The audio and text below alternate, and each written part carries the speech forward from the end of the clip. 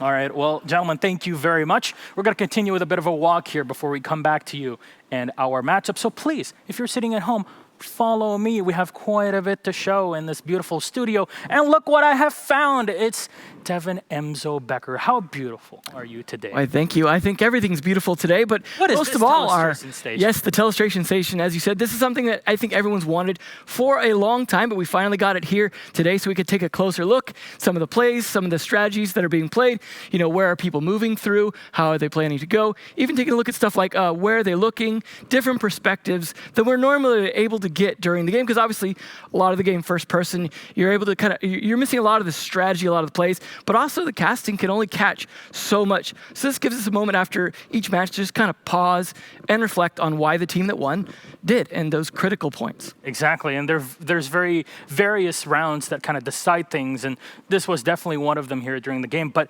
can you see if he's hot or cold? Fortunately, while he had a little bit of hotness, at the end of the day, Dark Zero as a whole just a little bit cold. All right, well, thank you very much, Devin. We'll be coming back to you throughout the tournament and then digging deeper into the rounds here. Thank you very much. Ta-ta. And now we move on to our caster desk. Please join me in welcoming my two friends and coworkers here, Mr. Michael Kixstar Stockley and Parker Interro Mackay. How you guys doing today? I am well, and you?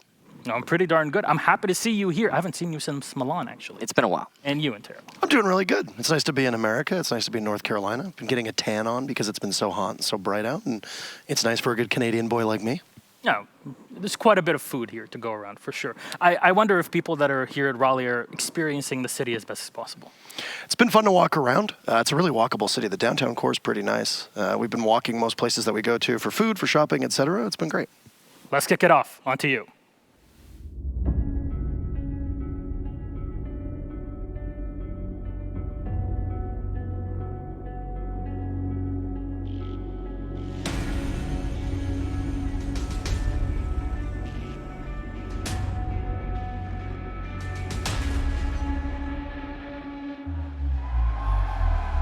From all around the world, from 4 different regions, they've arrived to Raleigh, the capital city of North Carolina, to compete for $500,000 in the first ever Rainbow Six Major in the United States of America.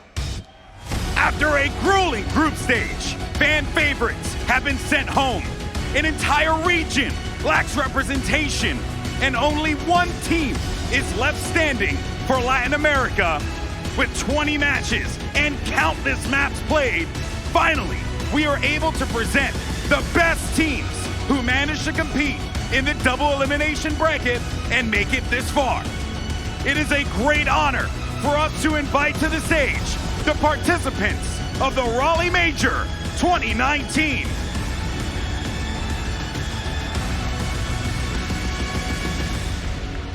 Ladies and gentlemen, please give a round of applause for your first team representing Europe. It's forZe!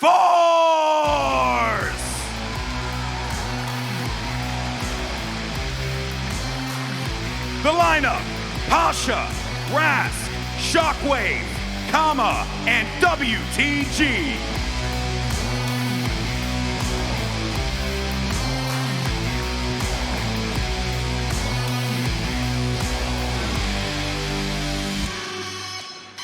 Your next team, also from Europe, it's Vodafone Giants. The roster: Alphama, Corey, Hicks, and Aces.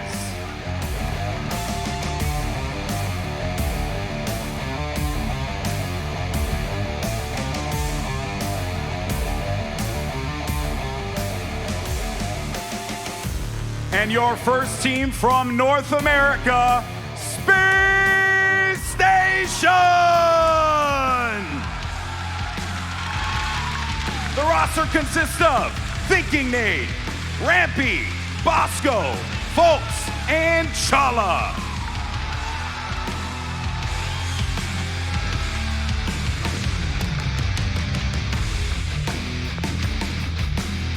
Your next team from Europe, Team Secret.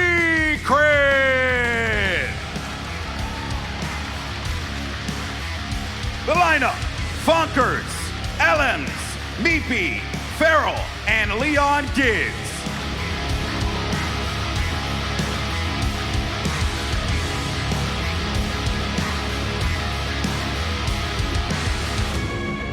Also from Europe, your next team is Team Empire!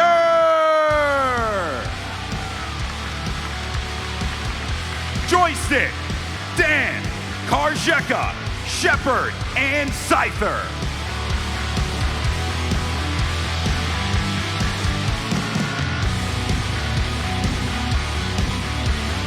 Your next squad and the last Latin American team standing, FaZe Clan! The roster: Astro, Yuna, Mav, Ion, and Cameraman.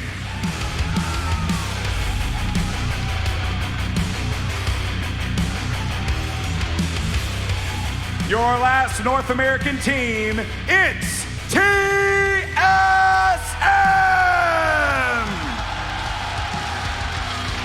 Bolo, Hojo Man, Biologic, Achieve, and Merc. And your last team, but certainly not the least, it's G2 Esports! Kanto Rigetti, Uno, Fabian, Pengu, and Goga.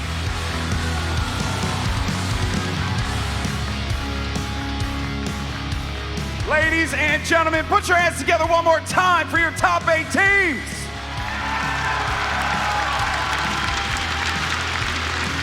What's going on, everybody? I'm Golden Boy. I'm going to be your host, and I couldn't be more excited to be here. This is my first ever Rainbow Six event, and I'm ecstatic. You guys are all bringing the heat. You're bringing the thunder. How you feeling today, North Carolina? That's what I like to hear. What about this side? Come on, make some noise. Let's do this. Let's have some fun here today, folks, because here's the thing. It's about this right here, being the best in the world at Rainbow Six. $500,000 on the line, and most importantly, we're here to watch some great Rainbow Six be played right here in North Carolina. Ladies and gentlemen, in the arena, are you ready? I think we can do that a little bit better. North Carolina, are you ready? That's right. The first match of the Raleigh Major starts right now.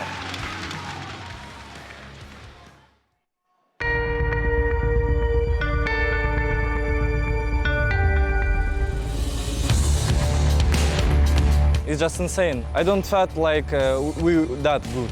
We're shooting like not that bad, and we actually have big brains, so that's it. This region been like for 2 years or something, but now when we here in playoffs and Empire here in playoffs, I think it's good. We can smash top PL teams from NA, from LATAM. That's insane. I think that we could be in every single team here. When you make it to playoffs, it's kind of random. Winning the tournament would be insane for us. I don't know what to expect, but that would be a brainstorm.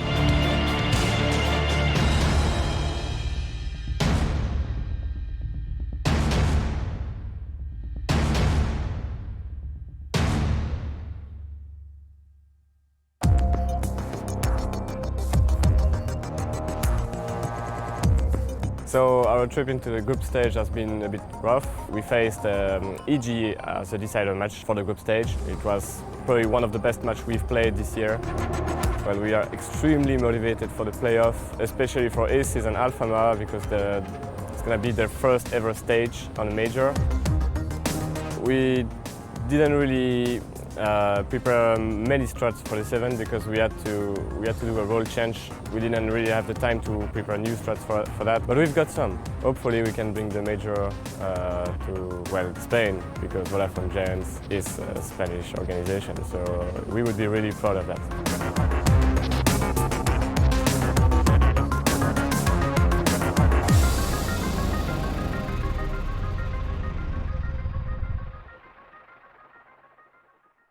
do something if you want your team to be able to come out of this one. 20 seconds left. Rask is down. There's Corey, but he falls to Shockwave, and Rise with a fraction of HP will have to go up against an Echo and a full HP Smoke. That'll be it, as he runs right in, and he doesn't look left, he doesn't look right. We got our first semi-finalist so far here at the Raleigh Major. Congratulations to the Russian team forZe, as we'll see them tomorrow.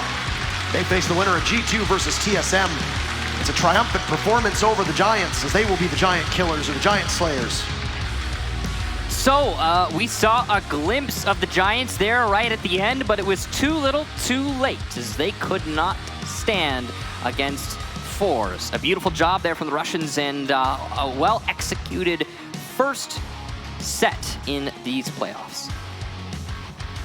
It's a statement to make, as you could put it. Like I said, this was a team that during the qualifiers seemed to heat up right at the appropriate time. Strange circumstances, heartbreaking circumstances, depending on how you want to look at it.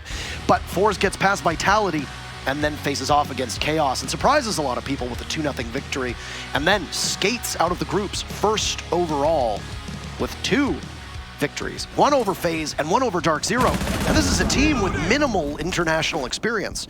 We saw a couple teams come in here and they just really lacked the same experience that some of the veteran teams have. Yeah. forZe are playing like they've been around this scene for years, and that's a scary thing. Absolutely impressive play from them, and despite the fact that the Giants were able to come back as well as they were, they fall just short as that clock strikes midnight on the Cinderella comeback from the Giants. What a performance by forZe. Yes, indeed.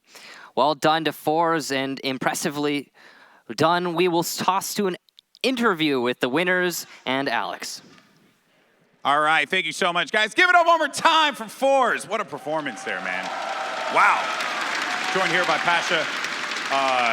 So, firstly, I want to talk about this amazing journey that this team is in, because you guys are you're a Challenger League team, and yet now you're going to the semifinals of a major. That is wild stuff. How does it feel, man, to be able to perform in front of this amazing crowd here and not even be in the Pro League? It feels actually amazing. I'm so happy to be in the semis as a CL team. I mean, that's it. It's just insane. It is insane. Hey, man, I'm right there with you. Now, speaking of insane, those 2 games that you guys managed to put up, wild stuff.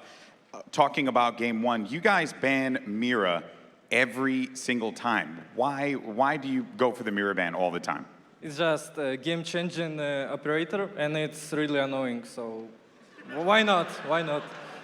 When in doubt, ban the annoying thing. I respect that. Now, Shockwave was on Team Empire, and Team Empire is a team that is known for forcing their opponents to play to their style. What did he bring to forZe that allowed you guys to be able to put the performance that you've put up here today? Was it that same mental approach, forcing the enemy team to play to you rather than you adapting to them? Actually, before we added Shockwave to main roster, we were playing same as Empire, maybe like similar, not same. But when Shock came in main roster, he bring a lot of experience from Pro League. So it's just for young players like me, it's a big guy. Yeah, big guy making big plays. I like that. I like the way you say that. So now Border was your map 2 pick.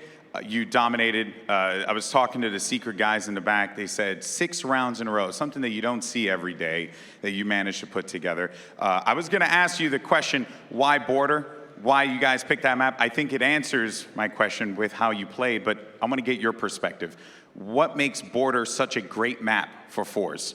I mean, Rask is insane there on Border, and I got some features you have noticed, I think, because like streams show you like how I'm getting on the office top and throwing nades and doing some stuff there. So I don't know. Border is just nice map, and that's it.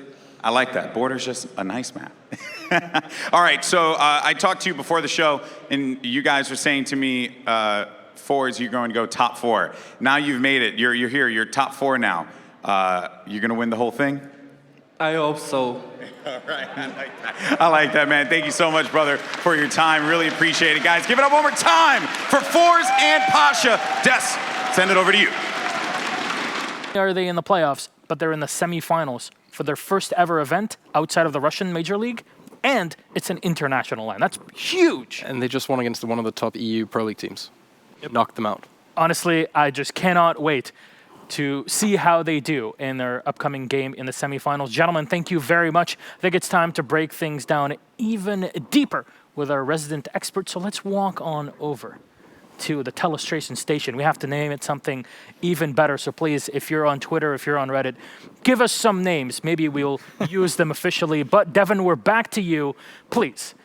I have to say, if anything, forZe were extremely unpredictable and always sneaky. Where could we really see that highlighted? Yeah, absolutely. Obviously, Rask is the one to highlight in a lot of that. He is kind of similar to another Russian team. You've got Joystick, was a similar playing that kind of Ash Jaeger main. That worked very well, but I just want to show a couple areas where he was really able to play in an unpredictable fashion, specifically against the way that Giants were able to play it. So, for example, in this situation, he's typically playing in this area. But what he had here was a rotate hole out to this side, plus over to here, and you'll see him use that. Now, they're going to be expecting him to play in here and be locked into this room, but because of his rotate hole, he comes out for a triple kill. Because he's taking advantage of this angle into the room, fully rotates around uncontested. At this point, he's just going to have to hope that Rask rotates towards the door. And you can even see this in the next round where they try and counter it. So what's their counter? They put someone on the window. So you've got the player over here, Corey, trying to face this angle in on Rask. And Rask is like, okay, I'm trapped. They're covering that rotate hole. You can see it a little more clearly now that that rotate hole is there. But it's not enough. As you watch, Rask just completely counters it. Just goes for a run, shoots right on over, and now the counter is dead. He's uncountered. And it just really pays off for them. But where they really struggled, I think, at first was on attack. So I think they made some adjustments, tried line, things like that. But once they figured out, what do we need on attack? We need Rask on Ash. And you really start to see that pay off here when they get over to border. So you see him come on in, starts to go for just a run on in, unpredictable to them, completely uncountered. They're all playing on this side over here, just no one watching for him, comes on in, gets to the point where he's getting a pistol kill at this point towards the end. Yes, he does get downed at that point, but you got to keep in mind, this wasn't his job to get these kills. His job was to get this guy here in a plant spot. And I really want to focus on this. Look at the time. It's 57 seconds left. It's a minute 05 when he pushes into Armory. You are definitely not expecting someone to come in through that spot because you lose 3 players on there. It has to be because Vodafone Giants were focused on the take coming in from the fountain side and not at all on the Ash coming in from behind. And to kind of continue off this as well, Kama doing this, yes, it's a little bit earlier in the round this time, but he does the same thing in a following round, comes on in for the plant, and you see the Giants are all over here not paying enough attention to Kama. He comes on in, sticks a plant. They're not really anywhere to be found because Kama is playing very well. We saw a round as well where he got down, got picked back up, even with low health, clutched it out. So I know we focused a lot on Rask, but I think the support players supporting Rask, I mean, you got, for example, the player here in the window, Pasha covering, no one's coming into that room. They don't have enough of an angle from here to be able to hit him. And it's just good team play supporting some of their star players, but it's also very unpredictable. You see, in this case, there was a good, well, let me rewind it back here. You can see there's about 20 seconds here. They were expecting the push to come in maybe slightly later. They just didn't see it coming in. I think forZe definitely playing off a lot of unpredictability, lack of VODs in their favor. Obviously now they've shown a bit more. Teams are going to be watching this. Might not get away with it, but this doesn't even highlight all of the jump outs we saw. I did think it was interesting though that we had Giants actually go for jump outs themselves onto Consulate because they were trying to play the same way, but at the end of the day, they just could not compete with that aggressive unpredictability. Yeah, and it really goes to show that forZe were coming in, they wanted to dictate the pace of every single round. And it's something that, as an underdog, you're always trying to put it into your advantage. Giants are, well, they're a giant team when it comes to EU, to international play, and making sure that they're kept on their toes throughout the whole game really matters a lot for a team like forZe is just they cannot breathe the whole time, and you could even see it on the Giants' And faces. I think the Giants tried to bring it back. Each time we saw a comeback for them, we saw a similar situation where they were doing jump outs or taking advantage of the jump outs in the case of Border and trying to counter it. But they were too far behind at that point, too slow to adapt, calling those timeouts too late, for example. So it's just a situation where Giants are going to have a lot of time now to think about things before they go back to the Pro League. But at least in their behalf, they don't have to fight forZe in the Pro League the rest of the season. So maybe it'll that. be for next season. Who Absolutely. knows? forZe have quite a bit to show, and Challenger League will be kicking off very, very soon. There's quite a few months now, all those 3 upcoming until we go to the November finals in Tokoname in Japan. That's where we possibly might see a CL push from forZe into Pro League, much like we saw from Team Empire, from Secret as well, that are in the upcoming game. There's quite a bit to show. One more game, though, to go in this noon time, and then we go through for our last 2. Ladies and gentlemen, thank you very much for following through with us here in the analysis. I hope that you enjoy what we have to show for you. We'll be back for game number 2.